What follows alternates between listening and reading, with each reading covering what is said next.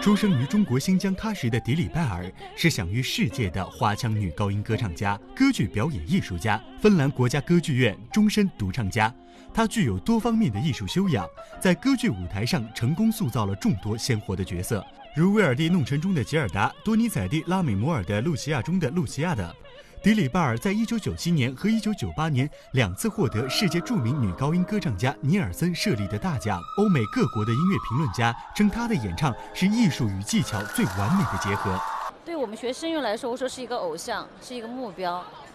像一个神一样的人物吧，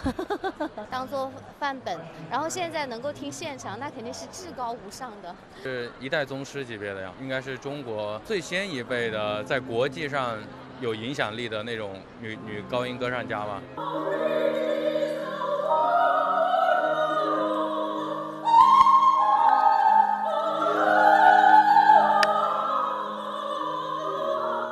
就是这样一位被当作范本、当作一代宗师级别的人物的艺术家，对于音乐的态度却是越发的认真。昨晚先锋记者就发现，他的独唱会不同于别人的，在2个小时的独唱会中，没有主持人，没有报幕，甚至没有说一句话，全程音乐就是他和场内的乐迷沟通的唯一方式，这不免让先锋记者有所惊奇。后来在采访中，迪里拜尔告诉记者，这种一情一歌的形式才是他认为的真正的独唱会。独唱音乐会就应该是这样的啊，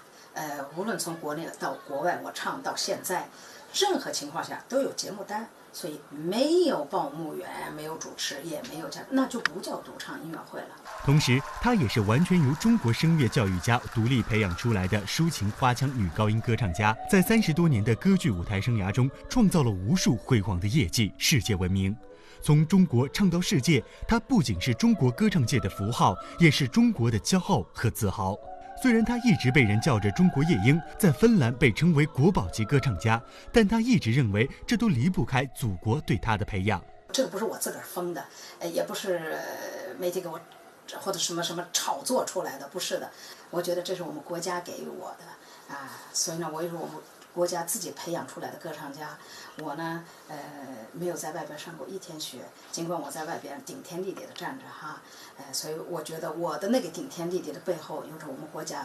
给我扎实技术培养我。也正因为这样，他作为歌唱家，爱回到自己的祖国，唱着祖国的歌曲；他作为一名音乐教育家，他也爱回到祖国，带领学生一起把中国歌唱好，把母语表现好。同时，他很荣幸能被这么多人肯定，但他只希望能够脚踏实地地去做人做事。先锋记者长沙采访报道。